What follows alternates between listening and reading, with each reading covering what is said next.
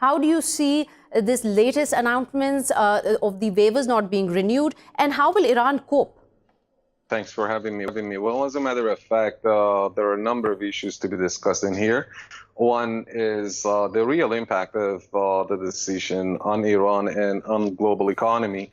And if this decision would mean anything to Iran as far as sanctions are meant to bring Tehran to the negotiating table. Another question is if Iran has ways to bypass these sanctions, if Iran could avoid the move by Washington to zero down its exports, crude exports.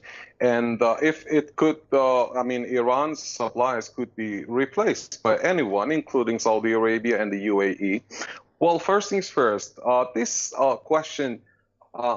decision by the White House seems to be more a psychological move in order to leave psychological impacts on the Iranians, the nation, the Iranian domestic market, and as well as officials, and to have some kind of domestic consumption for Donald Trump back at home.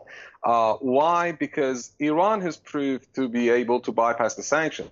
Ever since the Iraqi war on Iran started more than 2 decades ago, Iran has been facing sanctions on its crude supplies, and it has been able to, open up conduits and it's been using various means to bypass the sanctions.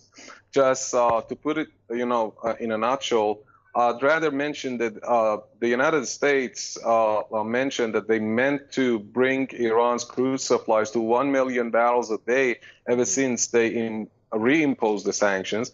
But in the last 6 months, Iran has been supplying the market, according to international figures, somewhere between 1.5 million to 1.7 million barrels a day.